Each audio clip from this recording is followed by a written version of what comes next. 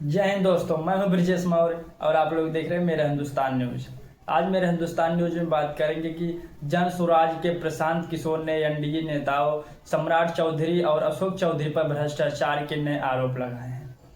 आप लोग को बता दें दोस्तों कि उन्होंने अशोक चौधरी पर निविदाओं में कमीशन लेने का आरोप लगाया और उनकी बेटी की शादी के बाद संपत्ति में वृद्धि सवाल उठाए। पीके ने अपनी आय का विवरण देते हुए कहा कि उन्होंने जनसुपा को दान दिया है। अपनी आय का लेखा जोखा देते हुए चेतावनी दी है कि अगर सम्राट और अशोक जनता के सामने आकर सच्चाई नहीं बताते और मंत्रिमंडल से बाहर नहीं होते, जसपा न्यायालय का रुख करेगी।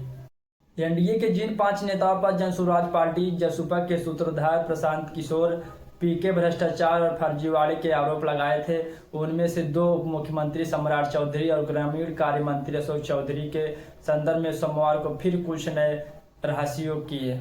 अशोक चौधरी पर उन्होंने निविदाओं साथ ठेकेदार को भुगतान करने तक का कमीशन पर लेने का आरोप लगाया। कहा कि अभी तो उनसे 200 करोड़ का हिसाब मांगा जा रहा है, 500 करोड़ की काली कमाई इनकी अलग से है। इसके साथ ही पीके ने कहा कि अशोक की बेटी संभवी समस्तीपुर से सांसद की सगाई के 2 वर्ष के भीतर मानव विभव विकास न्यास के खाते से 100 करोड़ के भूखंड खरीदे गए। न्याय से जुड़े लोगों को बताना चाहिए कि वह राशि कहां से आई।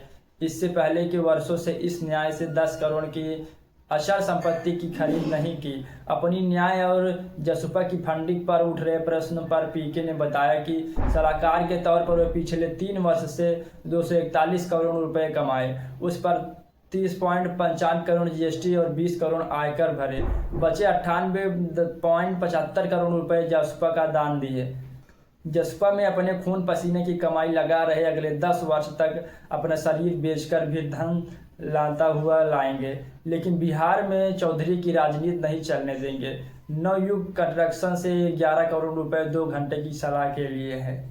यह बिहार के लड़के को सरस्वती का वरदान है। राष्ट्रीय अध्यक्ष उदय सिंह, प्रदेश अध्यक्ष मनोज भारती, प्रदेश महासचिव किशोर कुमार, सुधीर शर्मा आदि प्रेस वार्ता में उपस्थित रहे।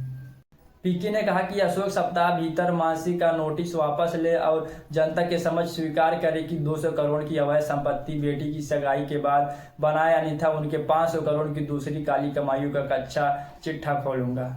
अशोक ने 8 माह में 20,000 करोड़ से अधिक की विभागीय निविदा में 5% कमीशन लिए। भुगतान के लिए ठेकेदारों से आधा % कमीशन अलग से। वही धन इंजीनियरों के यहाँ से मिला या इंजीनियरों के यहाँ जलाए गए। अशोक अपनी कारगुजारियों की जनता से क्षमा याचना करे, अन्यथा अगली प्रेस वार्ता में उन लोगों को बिठाएंगे जिन्होंने कमीशन